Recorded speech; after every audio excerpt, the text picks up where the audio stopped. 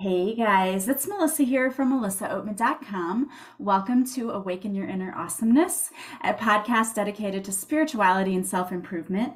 I am so excited that you are here with me today because we have a very special guest. Today we have with us Miss Nicole Frolick. She is also a podcaster. She hosts the weekly podcast Enlighten Up, and she is also a coach, and she's here today to talk to us about how to reconnect to our inner child and also how to bring back pieces of our soul that we lose when we go through trauma and traumatic experiences. So I cannot wait to talk to her today. Thank you so much, Nicole, for being here with us. Thanks for having me, Melissa. It's great to be here. It's so great to have you, and this is such a great topic, and I think so important because I don't know who among us has not gone through trauma at some point in our lives, but it seems like, especially with the pandemic and everything that's happening, more and more people are experiencing traumatic things. And so I think that it's so important to do the healing work, but a lot of people out there don't really know how to even get started sometimes. And I think a big part of that is learning how to reconnect with our inner child because life's all about we want to have fun, right? We want to play, we want to enjoy it. And I think so many of us get stuck and bogged down with not being able to do that. And so I'm glad you're here today to talk about that. But before you get started, I would love for you just to tell us a little bit about yourself. Yeah, thank you. The inner child work is like one of my favorites. But for me, I've just been invested in this whole healing and spiritual journey since I was a teenager. I was always interested in alternative health, and my actual healing journey started when I was 20 with a naturopath who did a lot of she did like past life regression. She did dolphin brain repatterning. She taught me how to use light and breathe it into my body. Like she taught me a lot of things really early in my 20s. And meditation was something that I just naturally was able to drop into. And so there, I'm sure a lot of people may relate to this. There's a part of us that wants so much to connect with this deeper part and this existential part of like life of like, there's got to be more meaning and who am I and all of that. But then also there's parts of us that are in such in opposition to that, and that a lot of that comes from our pain and our trauma from our childhood and so on. And so I struggled. I kind of oscillated between this really deep desire to want to dive into more healing and understanding more about the unseen realm and energy and all of that stuff. But then also I was a bartender. I was in the club scene, and I mean, I was working in health as a massage therapist in my 20s.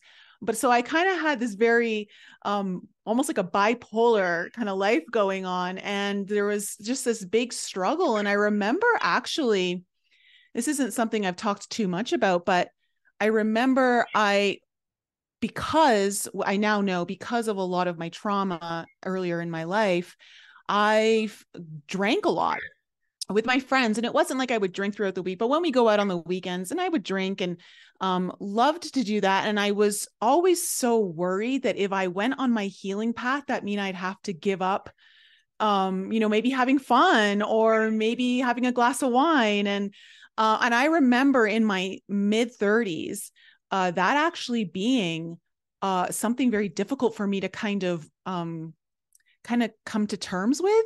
And I think this is something that a lot of people go through, where we struggle with, am I going to lose the parts of me that are, kind of have fun, even though I want it to be in a healthy way, but can it be in a healthy way? And so for the last 25 years of my life has been learning how to establish this relationship of harmony between the parts of me that still like to have fun and like to have a glass of wine and do all that, but also really dive deep into what my soul is here to do and the work I do. So I went through a big awakening when I was 31. I quit my job. I decided to go backpacking for almost a year and a half on my own, and just traveled various places around the world, like Costa Rica, Panama, Bali, Europe, did a whole bunch of different things. And ultimately, it kind of helped me form the foundations. That year and a half helped me form the foundations of everything that I'm doing now, and really kind of awaken me to a deeper sense of my path. I feel like I've always been on the right path, and I feel like most of us are, but I just had this thought today, and I'm curious what you think, Melissa, because I realize I'm looking back on my life now, because being in my mid 40s, I'm like, okay, I can actually see how every little thing that I've done in my life is now coming together in this beautiful, intricate puzzle, and every part was necessary and meaningful, even the parts that I thought weren't going to be. Yeah. And you sometimes, I don't know, like sometimes when you start to evolve and you start to move towards um more of your deeper work, you think like, oh, what was the point of all of that? Like I just had to move through that because that was just part of my trauma. But no, like I feel like some of the things that I've been through were actually not just necessary to get me to where I am, but now I understand that they're linking in and helping me ground even more into everything that I'm doing now. So and this is kind of takes us into why it's so important to remember who we are and reclaim what I call soul fractals, parts of us that we've disavowed, and parts of us that we're ashamed of, that we're fearful of, people really not liking, or things that we're embarrassed about ourselves, that we just would die if someone knew about us. And learning that those parts actually could become our greatest strengths, and possibly even some of the biggest gems in our treasure. Yeah, I agree with you 100% because I went through a lot in the first more than half of my life. I had to go through a lot of trauma, and it would be easy to say, well, why did I have to go through that? Or what was that all about? But I'm realizing that the reason that I had to go through what I had to go through is because I'm able now to help other people because I've been through what they've been through, and I've been able to use that to help other people work through the same kinds of trauma and be able to tell them, like, you're going to survive this. It'll be okay. Like, we're going to get through this. And it's made me stronger, and it's helped me in a lot of ways. And I agree with you in that I think there's a purpose in everything. And I actually just started taking a coding course just for fun because I thought, oh, this seems like a really cool thing to do. And every code that you put in links back to another code in the code that tells the computer do this or do this, and tells the program. It's kind of in that same way. It's like you go through one experience because later in life you're going to draw back on that experience and what you've learned in order to step fully into your power. Mm-hmm. Mm-hmm. Yeah, no, I completely agree. And that's really cool about the coding. I love that. Yeah. I'm always of the belief you're never too old to learn a new skill. So if it's something seems like fun or whatever, just go for it and do it. Especially if you feel pulled to it. You just never know where it's going to lead you. Right? Exactly. Exactly. So now talk to us more about pulling back those pieces that you lose, because I think that's a real thing too. I mean, I think we do sort of lose part of ourselves when we go through painful experiences. So how do we call that back? Oh, a lot of it is you need to start the journey of self-love in order to be able to start this entire process. Because if you're not on a journey of self-love, or you're not already in a position where you know how to love yourself, you're not going to be able to call back those fractals, because those are the parts of you that need the most love. So the parts of us that we've actually abandoned, the parts of us that we think aren't valuable, the parts of us that we think were just painful, the things we just basically want to forget, leave in the past, and hope they never come back to haunt us, which is never the case. It always comes back to haunt you, is truly what's needed. And so taking that journey of self-love and learning how to be compassionate to those parts of you, and learning how to nurture yourself so you can then nurture those parts, are all part of the journey. And so for me, like the inner child and the soul fractal healing really go hand in hand, because a lot of our rooted programs and trauma are all from, like, the really earlier years of our life. And it's not that you won't have stuff as a teenager, as an adult, even now, but I find that when you can go back to reconnecting with that little boy or little girl inside you who desperately needs someone to guide them and to help them out of the darkness that they've been kind of cast into, to being alone, that is really important to understand who that part of you is and what is needed most. And so when you call these parts back, it means you've got to confront some of your fears. You've got to confront some of your darkness and shame and guilt and blame and all these different things that we carry throughout our life, and actually end up shaping a lot of the reasons why we make the certain choices that we do when we don't even understand why we're making them. And so if you want to really start changing how you're choosing to live your life, going back to inner child healing or even soul fractal healing is, I think, really key and paramount. I heard something the other day that I thought was really interesting. I heard a man talking about when people have like hyper independence, so they think they have to do everything on their own and they can't ask for help. Or when someone gives them a compliment and it actually makes them uncomfortable rather than, normally if you get a compliment, you think, oh, thank you, that's so nice. It actually makes someone uncomfortable. That those are results of traumas that we carry that we haven't healed yet, and is also a result of not having that self-love and the self-esteem and all of those things. And I think that that is one way that a lot of people probably don't realize that they're behaving, that is a result of trauma, that having to do everything yourself, not being able to rely on anyone else, and also not being able to accept a compliment, or I just think that that's so much more common than people realize. Oh, well, it was me for a large part of my life. Yes, same. I felt like I always have to do everything, and realizing that I don't, that it's okay to ask for help when you need it. And I think that's a big thing. So if there's people out there listening who are saying, oh, wow, I feel attacked, I feel like you just called me out. What are some ways, though, that they could start trying to work on that self-love and reconnect to that? Because to me, it's all about, in my opinion, loving that inner child, because you felt in some way you didn't get the love that you needed or deserved. And I think sometimes in some cases, it's the perception that we have as children that our parents didn't love us or whatever. It doesn't necessarily have to be that your parents didn't love you, but we might feel as children that they don't have time for us, or they have this or that. And as a child, you don't know how to process that. So then it just kind of gets processed as, oh, I'm unlovable, or I'm a burden, or this or that.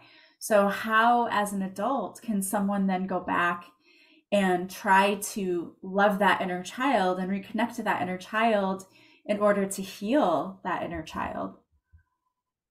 So what I do with my clients when they start working with me to really heal that inner child is I take them on a journey, a meditative journey. I'll actually guide them through a meditation where it's first, what I do is I get them really into their body. You need to be in your body in order to properly heal, but also to amplify the healing effects on the old programs. So in order to rewire your whole body, your system, your nervous system, you're going to have to be in your body. I will say the first thing, without a doubt, that you need to do is you got to somehow feel safe. And so what I do with my clients is I've asked them to think of a place that they loved to go to, or that they remember as a child, where they not only felt safe, but they really loved going to. And it could be anything, and if a client doesn't have a place that they can recall or remember, I said, did you anything in your imagination? Did you go into your imagination and go somewhere? And did you fantasize and like pretend that you were somewhere? That works too. And so, for me, it was the forest. I loved playing in the forest. And so I always met up with my inner child when I first started my healing with her there. And so what I do is, first, before you even meet up with your inner child, I get you to get into your body through some breath work. And then I get you to like take your place mentally through your third eye, imagination, to go to that place. And before your inner child even gets to be invited in, I get you to connect with every surrounding, like all of it. And not even just the stuff you can physically touch, but the stuff that you can't. So like the air temperature, is it sunny out? Is it not? Like what are the colors around you? Can you smell anything if you're outside, or if you're inside? Is there a certain scent that you remember? And then I get you to start running your hands over things so you can start to feel things. What this does is it starts to activate the mind, because your mind starts seeing these things and your body starts to feel like it's actually there. The mind believes that it's actually there. And so once you're there, I get my client to turn to the left and see their inner child. And I'll ask my client, what age did your inner child just appear to you as? Because I don't ask you to go into a specific age range. I let the inner child guide that part. I feel like the inner child is going to let us know what needs to be addressed first. And so I get them to take note of the age, the hairstyle, any clothing that you might recall, like what kind of clothes are they wearing? Do you remember anything? And just kind of really bring in some of that nostalgic understanding. I remember when I first saw my inner child show up, I had my mom, she gave us the bowl cut. Okay. Like she would literally, she I had had 4 kids. that And so I remember, this is so crazy too. I actually remember feeling really ugly as a kid. And it wasn't until I was 31, through a very deep meditative process of 10 days of silent meditation, that I actually was brought home to remembering how beautiful I am as a soul, and remembering that inner beauty and feeling beautiful for the first time in my whole life. So I was 31, was actually really sad to me. And so then that's what kickstarted my whole self-love journey. So then when I reconnected with my inner child 8 years later, and I remember seeing her, and I remember the dress she was wearing, and I saw her hair, and I kind of looked at her. She came to me around 6 years old. And I remember thinking, damn, you're so cute. You're so cute. Right. And I was like, oh, and that just brought tears to my eyes. And I'm like, because I started to look at her like I would another kid, not from the place of self-judgment and all of that. And so when you actually meet up with your inner child, I'll go through this process of, does your inner child have anything to say to you? How are they interacting with you? Are they scared? Are they sad? Are they angry? Are they indifferent? All these different things. And then I see if there's an opportunity to start interacting. And sometimes the inner child will want to share things with you verbally. Sometimes they don't know what to say. They say silent. But in any case, I always say, if all else is failing, ask them if they want to play, and re-engage them to show you what it is that they really want to do. So for instance, I've had clients that will want to go to the park, or play with animals, or, for me, it was like, I want to go to the river and play with the frogs, so they're interacting with the inner child that way starts to bring down both people's, like both your adult self and your inner child self's defenses, so that you start to really just remember the essence of, just being. And what I've often seen is that, especially with my inner child, she'll just start saying things to me, and out of the blue, in my meditation, and there'll just be so simple, like just a few words. One thing I can remember her saying to me when I love to climb trees. So we were sitting in a tree on a big branch, and she was sitting in front of me, and our legs kind of straddled over the side, and she was leaning into me. And then all of a sudden she just turns around, she looks at me, and she says, are we okay? And I said, yeah, of course we're okay. We're doing great right now. You have nothing to worry about. And she's like, do, do we do anything bad? And that just like it came out of nowhere, and it just all these emotions started to come out of me, and I'm like, whoa, what is this? And I realized that I had this program that if I'm bad, no one will love me. And so I had to be a good girl, in order to get love. And I said, no, you haven't done anything wrong. Well, fast forward 3 or 4 years, and I start to recall sexual abuse as a child around that age of 5 or 6. And I remember feeling like, did I deserve this? Did I do something bad to bring this on to me? And so you start to uncover these layers just by listening. And I think the inner child holds so much wisdom if we allow that part of us to speak at the level that the inner child is at. And for me, I found that she's become one of my greatest guides, and she really kind of knows where to show me when I'm kind of cutting off opportunities or not allowing myself to connect with other people in the ways that are true to my own spirit. And so that's kind of like how I start the healing process with the inner child. I think that's really fascinating, but I think that is such a great way to start because for most of us, I think as children too, we weren't allowed to speak freely or say what we needed to say. Or I think just the fact that you allow your inner child to speak and to say what needs to be said, I think that in and of itself has to feel incredibly freeing and healing. Mm. Yeah, it's funny. I remember I had this client, and I took her through a reconnection meditation, and she also it's very common that we struggle to find our voice, especially if we feel a little different, especially if there's things that are of importance to say. And so she really struggled in her family. There was a lot of oh, we don't really want to listen to what you're saying, or what you're saying isn't important. And this happens a lot. Right. And so within her, she also wanted to be in the forest. And it was funny because I said, I want you to pretend that there's a stage in the forest. And she loved animals.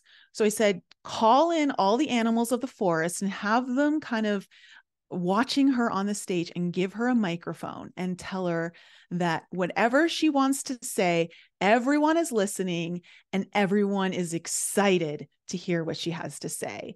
And she was, because in this particular instance, like the inner child was very eager to do this. Mm-hmm. And so she felt so happy. I could see it even in my client while we were kind of going through this, that there was just this joy opening up, and this remembrance of her joy to actually speak and be heard, and on all of that, and to feel free to just say whatever she wanted, and that everyone was wanting to hear what she had to say. And so it's reconnecting with your voice and opening up that throat chakra is so important, because the throat chakra, it holds our truth. It's not just about communication. Essentially, it's about truth. And so when we lose our sense of being able to communicate or voice anything where we feel shut down, what happens is the truth of who we are is shut down. And so opening up the throat chakra is really integral to the healing process.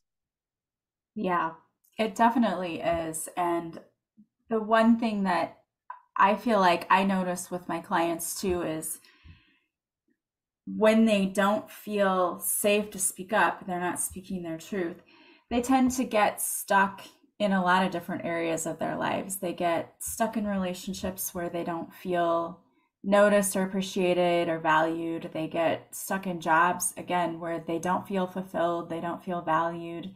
And I think a lot of that has to go, it goes back to not being able to speak fully or freely and feeling like they can't speak their truth. So I really love that you take clients. That's a really great example of taking your client out to the forest with the animals and allowing her to speak freely and be happy about it, because I think that that's definitely something a lot of people need to work on, is opening up that throat chakra and being able to speak their truth. Yeah, I mean, if you remember, most of us as kids, we talked to our stuffed animals, or, Right. if we had pets, you'd talk to your pets, or, if you went to the zoo, you would talk to the animals in the zoo. Like, it's just a very natural thing for children. Children are so open, they can communicate in ways that we forget as adults. And so that was like a really cool way. So anyone out there who really kind of resonates with that, it might be a great way to start opening your voice by connecting to your inner child in that way. Yeah, I would love to know if anybody out there tries that, if that works for them, because it's a really great tip and tool, which I'm all about finding awesome tools that you can use to help you improve every area of your life. So that's awesome. Thank you for sharing that with us. Great story. Yeah, no, I mean, the inner child work, what's so cool about it is when you go back in time to perhaps you either go back to a trauma event where you can literally rewrite the story. And this is where you really do want someone to kind of guide you through the process initially, for sure, because it can get really scary. And hand holding by someone who you trust and you feel the ability to be vulnerable with is really important. But like, you can go back in time, literally time travel back to an event, and you as your adult self can show up and rewrite the script. And if it was a parent or another adult or something that happened where the child couldn't defend themselves, or they needed like another voice there to back them up, or to tell, even maybe if it was like your parents just arguing in front of you all the time, arguing, like that's real, that actually shuts down the voice, the throat chakra, is constant arguing. Even if they're not arguing with you, you're just being exposed to it. And kind of going back to a trauma point that is important to you, and it's going to be significant because you can recall it, like, and it may seem insignificant to you as the adult, but if you can recall it, it's likely significant to your inner child. And so it's always important to remember that when you're doing this work, you've got to remove the perspective of the adult of like, I don't think it was that big of a deal, because you as the adult have all the tools and the conscious awareness today to know how to navigate some of those emotions. But your inner child didn't have any of that. I mean, you don't even have a conscious mind until you're 7. Does it even start to begin to form? And so that's the level of development that is, holding on to that trauma. So you've got to remember, it's the little boy or girl inside you that you've got to look through the lens through. And I will say that another important step in healing, and this is something I have to, without a doubt, almost every single time have to go over with a client, is they will always want to defend their parents, or protect their parents, I should even say, while they talk about what's happened. So, for instance, if, maybe you had an alcoholic father, okay, and you're like, no, but he worked hard and I know he loved me and he never, did anything to me, but you'll go through all these ways of trying to explain why your dad was a good dad. Okay. And I'm just using that as an example. And I said, what I always say is, you've got to remember that the inner child work is not about demonizing your parents. This is about allowing the inner child to have a voice and a perspective that is heard and seen and validated. And really knowing that the child inside of you has never had that validation. You've got to come from the perspective of, it doesn't matter if my mom or my dad is a good mom or dad or a bad mom or dad. It's not about that. It's not even about them. This is about the inner child. And you've got to put all your resources into protecting and helping the inner child, which means you've got to be willing to validate their experience. And so making those excuses and all of that and pretending like, what happened wasn't that bad because now, like, oh, well, this is what my parents went through and all that. And it's like, of course, that's good to know as an adult, but that little boy or girl inside you really needs the validation for their feelings and their experience.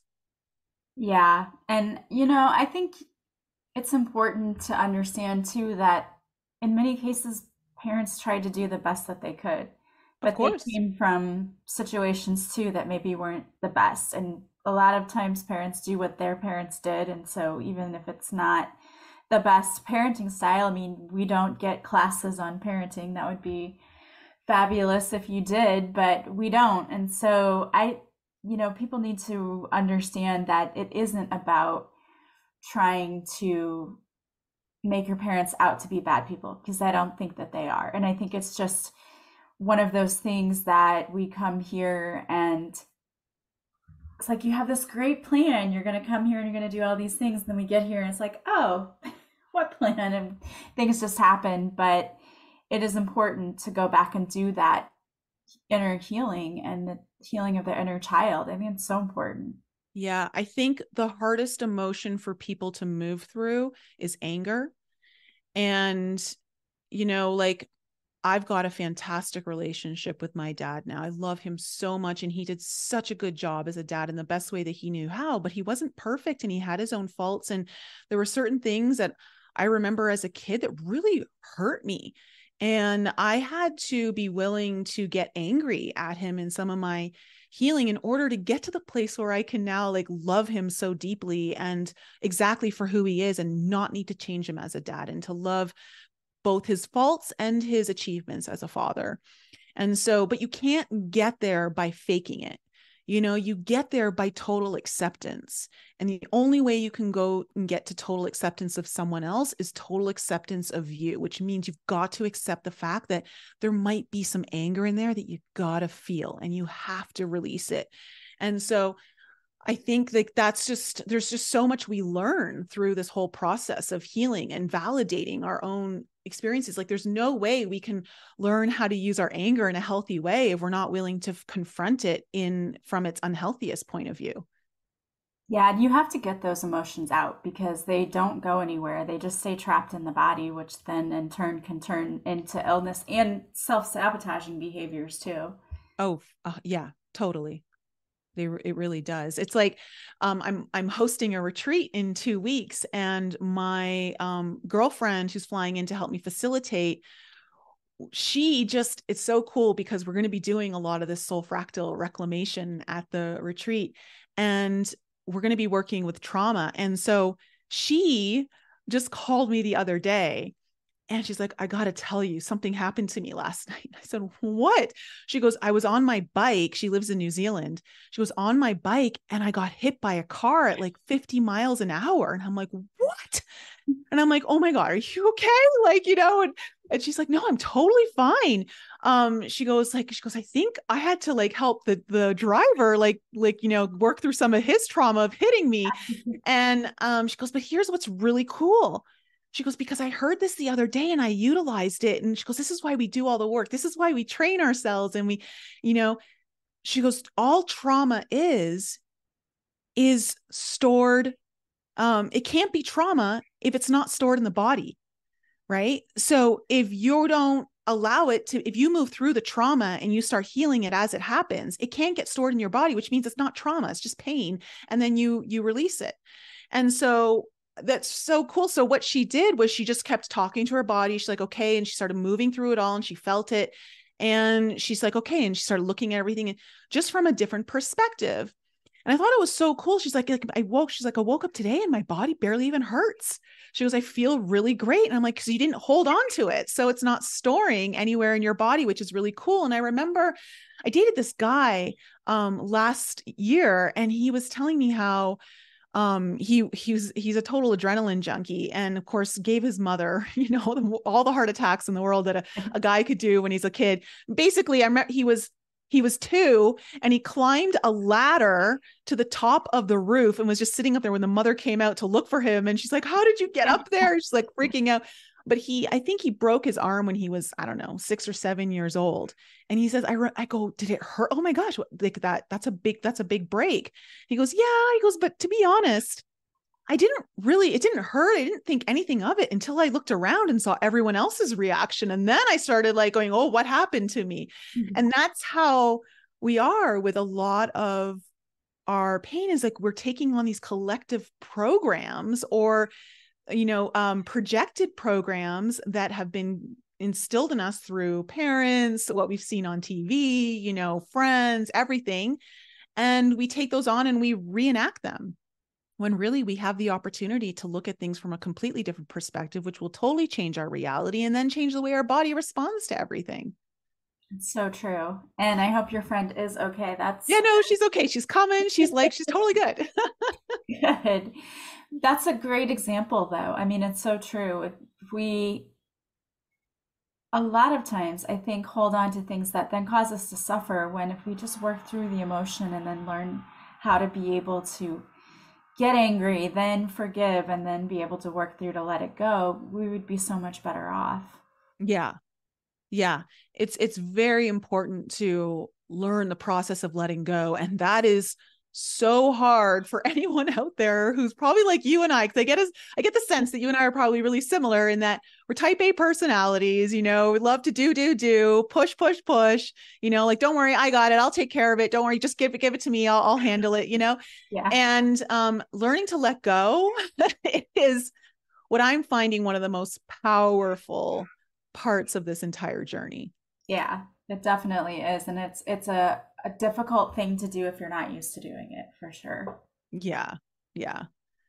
So, yeah. Well, I want to thank you so much for being here. This was such a fascinating and interesting conversation, and I know it's going to help so many people out there. And if you have people out there listening who'd love to check out your podcast, because you host your own podcast weekly called Enlighten Up, or maybe they would like to work with you, what's the best way for them to do that?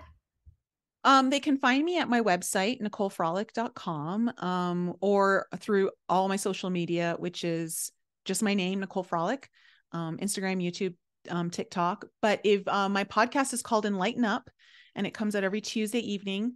It's on YouTube. It's on all the different podcast platforms. So if you're interested in listening to that, I've got lots of content there. We've been going for 6 years. So yeah. And if you'd like to work with me, then you can email me, Nicole@NicoleFrolick.com, or just visit my website and check it out.